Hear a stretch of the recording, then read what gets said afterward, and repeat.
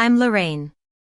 Standing in my dining room, I watched as my family's faces paled. They stared at the wet flag, the Coast Guard medal, the lighthouse keychain, and the journal laid out on the table in front of them. The silence was broken only by the ticking of the clock on the wall. It all started 56 days ago when I returned from a long-term marine research mission at sea. I had been the lead of marine observation on the RV Ocean Explorer, tracking pre-season tropical activity in the Pacific. Communication was scarce, with only a scheduled satellite window every Saturday evening. As I docked in San Diego, my satellite phone buzzed with a backlog of messages. There were 3 cheerful but vague voicemails from my mother, one from my sister, Ava, whom I hadn't heard from in 20 weeks, and an urgent voicemail from my neighbor, Mrs. Thompson. Mrs. Thompson was the widow of a Navy captain who had passed away 5 years ago. Her husband had always taught her that calm was the most powerful signal. I knew I had to listen to her message in private. So, after clearing customs and getting my sea bag, I sat in my truck, which had been waiting under an old oak tree for 56 days, and played her voicemail. "Honey," her voice said, "when you get this, don't let your mother open the door first. I'll explain everything when you're home. Drive slow." That was it, 11 seconds of cryptic warning. I also noticed a text from my mother the day before I hit shore, "Don't worry about the house. We took care of everything." Followed by a heart emoji. My mother, a 65-year-old traditionalist who always believed proper language meant using punctuation, had never sent an emoji in her life. As I drove home on Highway 5, I thought about my late husband, Ryan. He was a Coast Guard lieutenant. We met at a naval reception in 2016. I was sitting at the bar, analyzing barometric pressure charts for a potential storm. He sat down next to me and said, "Storms can wait a bit while you have a drink. They've been around for ages." We got married a year and a half later on a beautiful beach in Malibu. We bought a cozy 4-bedroom house in La Jolla in 2018. Ryan loved the house and called it our lighthouse because it faced the ocean, keeping our eyes on the right horizon. One Friday in October 2020, Ryan came home with a thick manila envelope with the Coast Guard seal. When I asked him where he had been, he simply said, "Just paperwork, sweetheart. The kind that keeps our promises." He put the envelope in the office safe and told me, "If you ever need to open it, Carl and Mr. Davis know what to do." Carl was a Coast Guard commander, and Mr. Davis was an attorney Ryan trusted. 32 days later, on a fateful Thursday, Ryan was in charge of a rescue mission. A fishing boat had lost power and was being pushed onto the rocks. His team saved all the crew members, but the rescue boat never returned. I was informed the next morning by 2 officers in service dress standing on my front porch. After his death, I moved all of Ryan's belongings into a single room on the east side of the house. His uniform hung on the back of the door, his commission certificate was on the wall, the folded flag from his funeral was in a glass case on the bookshelf, and his Coast Guard medal was displayed on a small blue card. I called it the room and used it as a place to remember him on Sunday mornings with a cup of coffee and his journal. As I turned onto my street, I saw Mrs. Thompson standing at the end of her driveway in a purple bathrobe, holding her phone like a chaplain holds a flag. She motioned for me to pull into her driveway. "Honey, I've been waiting for you." "I have photos," she said, holding out her phone. The album was filled with 55 photos and a 12-second video. The earliest timestamp was from Thursday, April 15th. I looked across the street and saw a large construction dumpster blocking half of my driveway. The side of it read Coastal Renovations, La Jolla, CA. Family owned since 2000. Behind the dumpster was Ava's red BMW with a baby on board sticker. Through the slats of the dumpster, I could see pieces of a wooden bookshelf that Ryan and I had built together, chunks of drywall, and the corner of a folded flag. I walked across the street and stood at the edge of the dumpster. There are no words to describe the feeling of seeing the flag that represented Ryan's sacrifice, soaked and discarded. I took out my phone and started taking pictures. Then I walked up to my front door, which was half open. A young man in his late 30s, wearing a t-shirt with the Coastal Renovations logo, stood in the entryway. He recognized me and said, "Hey, you're back early. Come see what we did. Ava's going to be so happy to see you." It was my brother-in-law Ethan. I walked past him and noticed an unopened envelope on the console table addressed to me from Davis Law Firm. I knew Mr. Davis, the attorney Ryan had hired, was trying to reach me.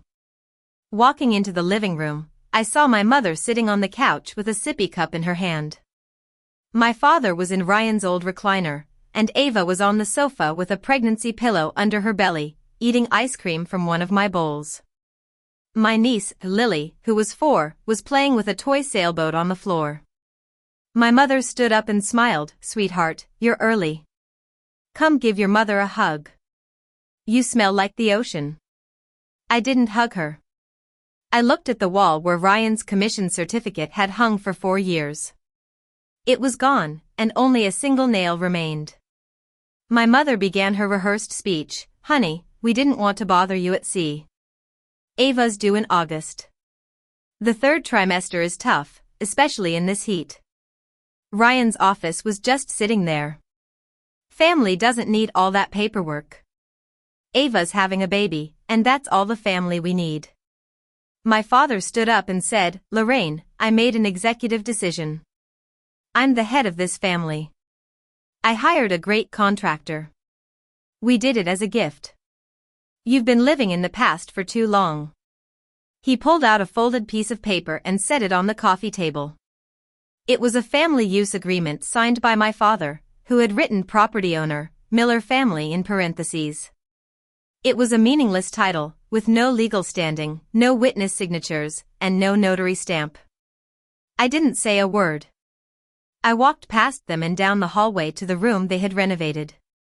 The smell of fresh paint hit me before I reached the door. When I opened it, the once navy blue walls were now a bright pink. A wallpaper with cartoon dolphins ran around the top of the room. A white crib was in the spot where Ryan's desk used to be, and above it was a pastel wall hanging with the words "Little Sailor" stitched on it. I walked slowly around the room, taking pictures of the empty wall, the nail where the certificate had hung, and the spot on the floor where the desk had stood. I heard my mother's voice behind me. "Ava picked the colors. Isn't it lovely? We saved some of the curtains. We'll find them later. Ryan wouldn't recognize this place. It's a fresh start." I walked out of the room, through the kitchen, and out the back door to the dumpster. I climbed in and started pulling out the debris. Under a sheet of insulation, I found the folded flag, heavy with rain. The glass case was broken. I also found Ryan's Coast Guard medal, the lighthouse keychain we had bought on our honeymoon, and his journal. Mrs. Thompson appeared beside me and played the video on her phone. It showed my father and Ethan standing at the dumpster, dumping black trash bags filled with Ryan's belongings. I heard my father say, "Just dump it. She won't notice." I sat down on the curb and opened Ryan's journal. The first entry I saw was dated Friday, October 15, 2020. "Today, I built a wall around Lorraine. Carl and Mr. Davis know. I hope she never has to use what I signed, but if she does, it means someone has tried to take away what's hers." I turned the page, and the next entry was from Wednesday, November 18, 2020, the night before he died. "Tell Lorraine that family isn't just about blood. It's about those who protect what she loves when she can't." I stood up and called Carl first. He answered on the second ring. I told him what had happened, and he said, "Ma'am, I'm putting on my uniform. I'll be at your house in 25 minutes. Don't move anything. It's all evidence now."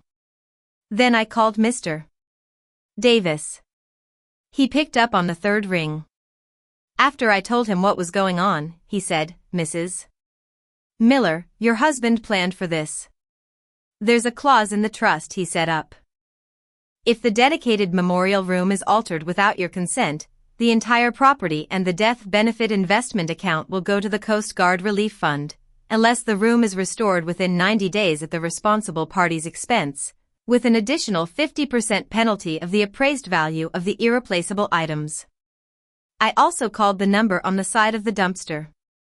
The owner, Mr. Harris, answered. He said, "Mrs. Miller, your father told me it was a storage room left by a previous owner. He showed me his ID but no title. If I had known, I would have walked away and called the police. I'll come to your house tomorrow morning with a sworn affidavit and a refund of every dollar your father paid me." I walked back into my house, laid the flag, the medal, the keychain, and the journal on the dining room table. Everyone fell silent. At 7:15 p.m. Mr. Davis arrived with a manila folder. He sat down at the head of the table and said, "Mr. Miller, I represent the Miller Family Trust, established on October 15, 2020. Please read paragraph 7. 3 aloud." My father's voice trembled as he started reading, but he stopped when he reached the description of the room he had gutted. Mr. Davis then read the rest. He explained that if the room wasn't restored within 90 days, the property worth $750,000 and Ryan's death benefit investment account worth $2 million would go to the Coast Guard Relief Fund. He also mentioned Clause 9.1, which stated that anyone who personally signed the contract for the room's alteration would be personally liable for $30,000 per violation. My father had signed the contract, so he was on the hook for that amount. Just then, Carl arrived with 2 Coast Guardsmen and a deputy from the sheriff's office. Carl knelt in front of the flag and said, "Mr. Miller, the night before Lieutenant Ryan Miller left for his final mission, he asked me to promise to protect his wife. I'm here to keep that promise." A representative from the Coast Guard Relief Fund, Ms. Green, also arrived. She said, "Mrs. Miller, your husband enrolled this trust with us in 2020. We've been monitoring the property. We'll assist with the restoration of the room and provide an honor guard for the flag re-entry." My mother started to cry, and Ava realized the gravity of the situation. My father sat in silence, his hands shaking. Mr. Davis explained the preliminary appraisal. The irreplaceable items were valued at $40,000. The full restoration of the room was estimated at $100,000, the Clause 7.3 penalty added $20,000, and my father's personal liability was $30,000, making a total exposure of $190,000. Ava and Ethan, my mother, and my father all signed the agreement to restore the room within 90 days. That night, I had the locks changed. I handed my mother a letter I had written on the ship, saying I missed her and hoped she was well. The next morning, Mr. Harris arrived with a refund check and a crew to start the restoration. He said, "I want to make things right. There's a wife out there whose husband's honor I want to protect." Over the next few weeks, the room was slowly restored. The flag was refolded in a small ceremony with Carl, Mr. Davis, Miss Green, and Mrs. Thompson present. The lighthouse keychain was repaired and put back in Ryan's desk. On a Thursday, 200 days before what would have been our 8th wedding anniversary, I sat in the reading chair in the restored room. I opened Ryan's journal to the last entry and read it aloud. "Tomorrow, I'm going on a dangerous rescue. I'm writing this because I don't want to say goodbye. Lorraine, family is about those who guard what you love. Carl and Mr. Davis know. I built this trust for the day someone tries to take your home. I love you. The lighthouse stays lit." Ryan had been right. His foresight protected me from those who thought they could disrespect his memory. And in the end, the lighthouse he built around me worked.